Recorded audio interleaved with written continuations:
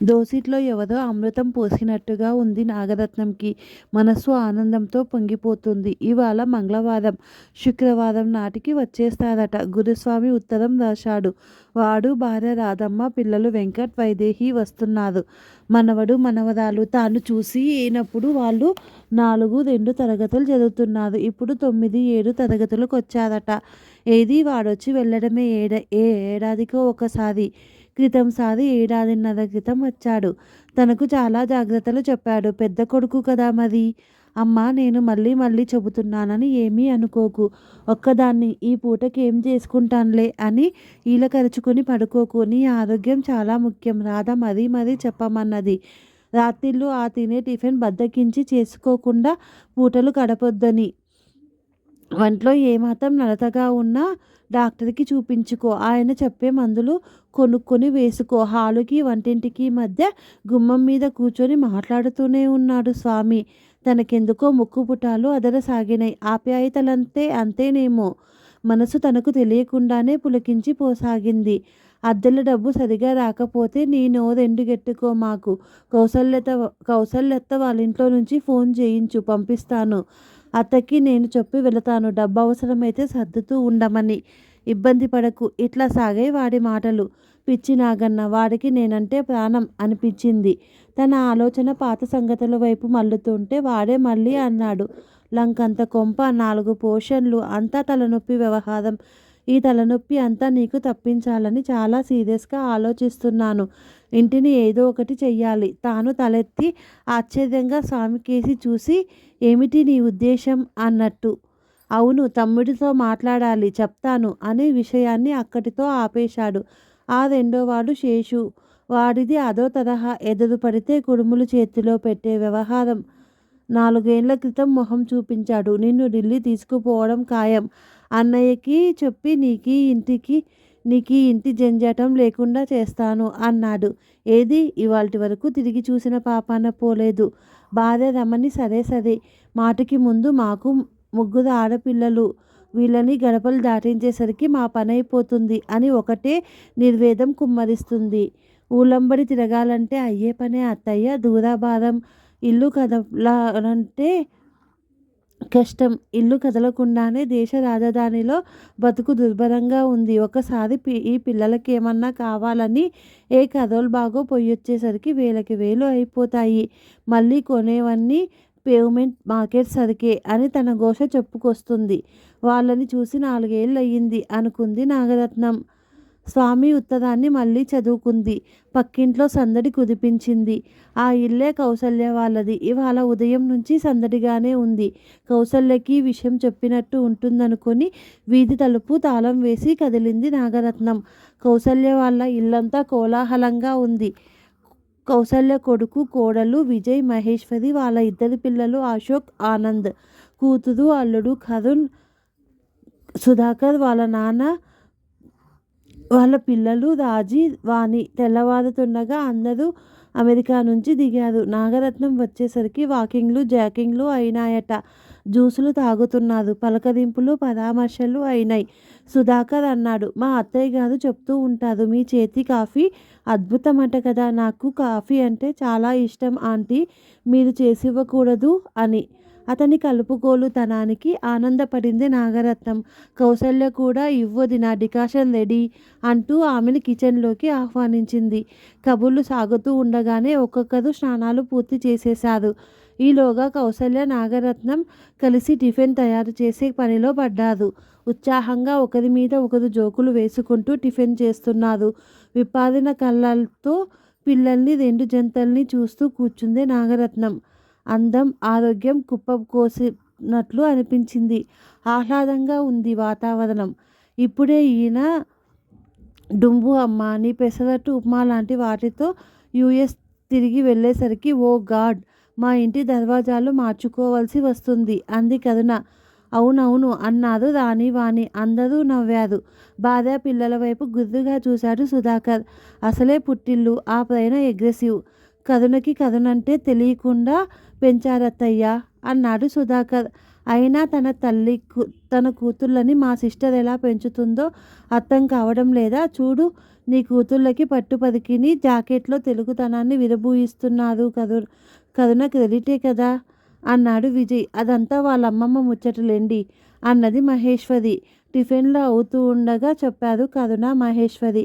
ఒక జంట అత్తగారింటికి కర్నూలు, ఒక జంట అమ్మగారింటికి కరీంనగర్ ఇప్పుడే బయలుదేరుతున్నట్టు, తిరిగి ఆ మన్నాడే వచ్చేస్తున్నట్టు. అదేమిటి, అక్కడ ఇంకో 4 రోజులు ఉండి రావచ్చు కదర్రా అన్నది ఆ పక్క గదిలో నుంచి ముసలావిడ. ఆవిడ కౌసల్య తల్లి. 80 ఏళ్ళు ఉంటాయి. పైగా పక్షవాతం. ఆమెకి కౌసల్య ఒకటే కూతురు, కొడుకులు లేదు. ఆమె సంరక్షణ బాధ్యతంతా కౌసల్యదే. ఆమె ఆ ఇంట్లో చిన్న పెద్ద అందరికీ అమ్మమ్మే. అది కాదులే అమ్మమ్మ, పిల్లలు మేము కూడా అత్తయ్య దగ్గరే ఎక్కువ రోజులు ఉండాలనుకున్నాం అన్నది మహేశ్వరి. బాగుంది, సంతోషం. మీ వీలును బట్టి చూసుకోండి అన్నదావిడ. ఎంత ముచ్చటగా ఉంది వాతావరణం అనుకుంది నాగరత్నం. వాళ్ళందరినీ అలా చూస్తూ ఆ కేరింతల్ని చల్లటి మాటల్ని వింటుంటే ఆమె కడుపు నిండిపోయినట్టుంది. ఆ వ్యక్త మధుర భావాలు మనసుని మురిపించాయి. కాళ్ళు బయలుదేరి వెళ్ళినాయి. 10 గంటలు కొట్టింది గడియారం. తల్లికి మజ్జిగ గ్లాస్ అందించింది. టిఫిన్ ప్లేటు నాగరత్నంకి ఇచ్చింది కౌసల్య. తాను తీసుకుంది. ముగ్గురు ముసలావిడ గదిలోకి చేరారు. కబుర్లు మొదలైనయి. అవునే రత్నం, అన్ని వాటాల్లో అద్దెవాళ్ళున్నారటే మీ ఇంట్లో అడిగింది ముసలావిడ. ఆ ఉన్నారు, వాళ్ళతోనే నా అవస్థంతా. ఒక ఆయనేమో లాయరు, అద్దె సరిగ్గా ఇవ్వడు, అన్నిటికీ నే కొట్టుకుపోతా అంటాడు. ఇంకొక ఆయనేమో తన వాటాలో ఇంకో పడుచు జంటని దింపాడు. ఆయన మేనల్లుడట. అదేమంటే అగ్రిమెంట్ ఇది అంటారు. మిగిలిన ఇద్దరు ఉండి లేని సంసారాల వాళ్ళు. ఇదిగో ఈ ఇంటి బాగోదానికే నన్ను కట్టిపడేశారు నా కొడుకులు. వాళ్ళు రాలేదు, నన్ను తీసుకుపోదు. కాపలా కుక్క అని ఎవరో ఎగతాళి చేశారు ఈ మధ్య. ఇది నా పరిస్థితి అని చెప్పి క్షణం సేపు ఆగింది. అన్నట్టు మా స్వామి పిల్లలు శుక్రవారం వస్తున్నారు, అది చెబుతామనే వచ్చాను. అలాగా, బాగుంది అన్నది ముసలావిడ. కౌసల్య అదే మాట అన్నది. హాల్లో ఫోన్ మోగింది. లేచి వెళ్ళి చూసింది కౌసల్య. నీకే రత్నం, అబ్బాయి స్వామి అని పిలిచింది. నాగరత్నం రిసీవర్ అందుకుంది. త్వరగా మారసాగాయి ముఖ కవలికలు. కౌసల్య పరీక్షగా చూస్తూ నిలబడింది. మాటలు అయినాయి. ఫోన్ పెట్టేసి దీర్ఘంగా నిట్టూర్చింది నాగరత్నం. ఆమె కళ్ళల్లో నిరాశ. నేనేమో పిల్లలో అనుకుంటూ వాళ్ళ కోసం మొహం మార్చి కూర్చుంటాను. వాళ్ళకేమో ఏదీ పట్టదు. వాళ్ళే ఇది వరస అని ఆగి తల వంచుకొని ఈసారి తప్పకుండా వస్తారని ఆశపడ్డాను. రాధమ్మని పిల్లల్ని తీసుకురావడం లేదట, అది వార్త అన్నది కౌసల్య. ముసలావిడ కూడా నిట్టూర్చారు. వాతావరణం గంభీరంగా మారింది.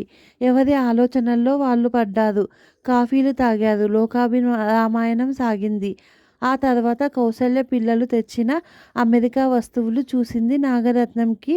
కౌసల్యకి మోకాళ్ళ నొప్పులని స్పాండిలైటిస్ అనే కుర్చీలో వేసుకు కూర్చునే సీటు లాంటి జాకెట్ ఏదో తెచ్చింది కోడలు. ముసలావిడకి రజాయి లాంటిది తెచ్చారు. కిచెన్లోకి ఒక మైక్రోవేవ్, DVD ప్లేయర్ కూడా తీసుకువచ్చారు. నాగరత్నం ఆలోచనల్లో కౌసల్య సంతానం, సంసారం, అంతా ఆమె పొందుతున్న ఆనందం ఇవే వలయాలు సృష్టిస్తున్నాయి.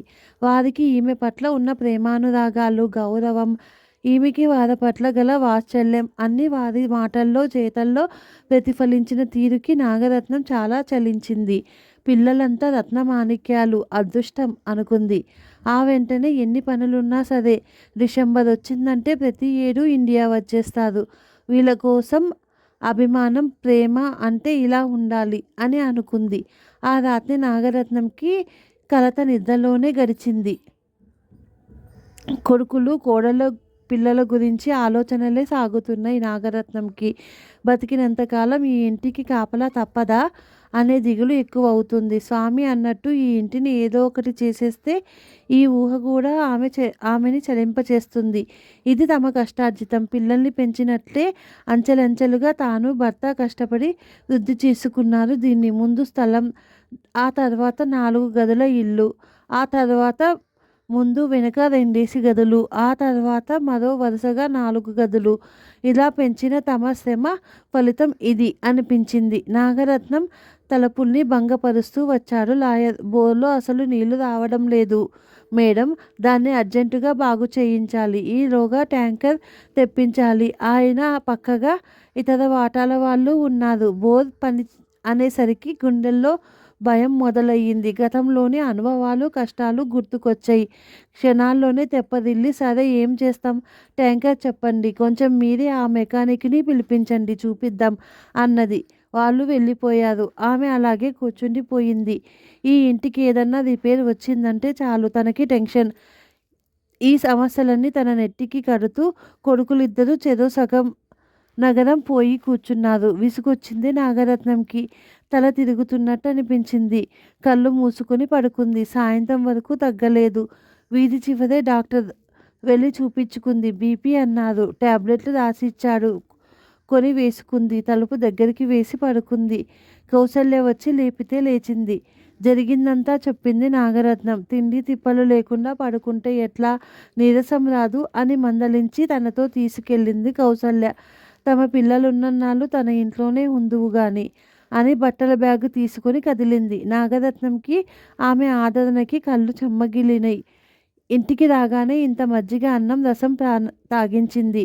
ప్రాణం లేచి వచ్చినట్టు అనిపించింది నాగరత్నంకి. హాల్లో పెద్దవాళ్ళు పిల్లలు కలిసి కేరమ్స్లో మునిగి తేలుతున్నారు. కౌసల్యతో కిచెన్లోకి కదిలింది నాగరత్నం. అటు వాళ్ళకి ఇటు వీళ్ళకి హాలు కిచెను రెండు సమయస్ఫురణ లేకుండా చేసినాయి. వాతావరణం ఇంటికే శోభని తెస్తుంటే ఆ శోభ నాగరత్నం కళ్ళల్లో మెరుస్తుంది. శుక్రవారం వచ్చింది. ఉదయం నుంచే నాగరత్నం ఎదురు చూపులు మొదలుపెట్టింది. 7 గంటలకల్లా రావలసిన స్వామి 10 అయినా రాలేదు. ట్రైన్ లేట్ అయిందనుకుంటా. వంట మొదలుపెట్టింది. అన్నం వండి స్వామికి ఇష్టమైన దొండకాయ వేపుడు, వంకాయ, కొత్తిమీర కలిపి అల్లం పచ్చడి చేసి సాంబారు పెట్టింది. వేడివేడిగా అప్పడం చేసి ఇవ్వొచ్చని అప్పడాలు తీసి పక్కన పెట్టుకుంది. పెరుగు తోడుకుందో లేదో అని చూసింది. అమ్మ మనస్సులా వెన్నతో కలిసి మీగడ గట్టిగా తోడుకుని ఉంది పెరుగు. తృప్తిగా ఊపిరి పీల్చుకొని కూర్చుంది. ఆమె మనసంతా ఉద్విగ్నంగా ఉంది. సంబరంగా 12, 1 గంట, 2 సమయం గడుస్తోంది. స్వామి రాలేదు. కౌసల్య వచ్చింది. స్వామి ఫోన్ చేశాడంటూ. అతను అసలు ముంబై నుంచి బయలుదేరలేదట. ఏదో అత్యవసరమైన పని వచ్చిందట. రాలేకపోతున్నానని నీకు చెప్పమన్నాడు. నాగరత్నంకి నోట మాట రాలేదు. కళ్ళల్లో నీళ్లు ఉలికింది. కౌసల్య వంటి ఆత్మీయురాలికి కూడా తన నిరాశని చెప్పుకోలేకపోయింది. వేదాంతిల పెదవుల మీద పేలమైన చిరునవ్వు. నాగరత్నం పరిస్థితిని కౌసల్య అర్థం చేసుకోగలదు. అందుకే ఆమెని తన ఇంటి వద్దకే తీసుకెళ్ళింది. పిల్లల్లో పిల్లగా కలిసిపోయి ఆనందంగా ఉంది నాగరత్నం. రోజులు క్షణాల్లో గడిచిపోయాయి. కౌసల్య సంతానం అమెరికా తిరిగి వెళ్ళిన మర్నాడు తన ఇంటికొచ్చింది నాగరత్నం. ఇంట్లోనూ ఆమె మనసులోనూ మామూలు వెలితి. ఆ నెలాఖరుకు ముంబై నుంచి స్వామి, ఢిల్లీ నుంచి శేషు ఒకేసారి ఊదిపడ్డారు ఇద్దరు. చాలా పరిణామాలు వెంటనే సంభవించాయి. ఇల్లు బిల్డర్కి ఇచ్చేశారు డెవలప్మెంట్ కోసం. ఒప్పందం కాగితాల మీద సంతకాలు పెట్టమన్న చోట్లల్లా పెట్టేసింది నాగరత్నం. చూపుల్ని అడ్డుకున్న కన్నీటి తెరని తానే కష్టం మీద చెరుపుకుంది. అద్దెల వాళ్ళని ఖాళీ చేయించే బాధ్యత కూడా బిల్డరే తీసుకున్నాడు. ఆయనకి అంగబలము అర్ధబలము రెండూ ఎక్కువే మరి. మొత్తం 24 అపార్ట్మెంట్లు వస్తాయి. తమకు 3 తీసుకున్నారు. స్వామి, శేషు, తాను. ముగ్గురికి ఒక్కొక్కటి. నాగరత్నంకి తాత్కాలికంగా దగ్గరలోని మరో ప్రాజెక్టులో ఒక ఫ్లాటును ఇచ్చాడు బిల్డర్. ఆమె నివాసాన్ని అక్కడికి మార్చారు. కొడుకులే కావలసిన ఏర్పాట్లు చేశారు. ఆమె అకౌంట్లో 1,00,000 రూపాయలు వేసి చేతికి ఒక 10,000 ఇచ్చారు. జాగ్రత్తలు చెప్పి ప్రాజెక్ట్ అయ్యే వరకు పర్యవేక్షణ బాధ్యతని ఒప్పచెప్పారు. ప్రత్యేకించి తమ 3 అపార్ట్మెంట్స్ని చక్కగా తయారు చేయించే బాధ్యత ఆమెది. స్వామి, శేషు వెళ్ళిపోయారు. ఈ మార్పు వలన ఇప్పుడు కౌసల్యకి కూడా కొంచెం దూరమయ్యింది నాగరత్నం. ఇదివరకటిలా రోజు కలుసుకునే అవకాశం లేకుండా పోయింది.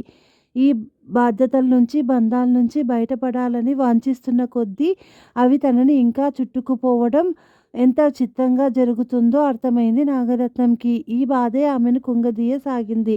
ఆమె పిల్లల మనస్సులు సాన్నిహిత్యానికి తపించసాగింది. నెలలు గడుస్తున్నాయి. స్వామి అడపాదడపా వచ్చి బిల్డర్లతో మాట్లాడుకొని వెళ్తున్నాడు.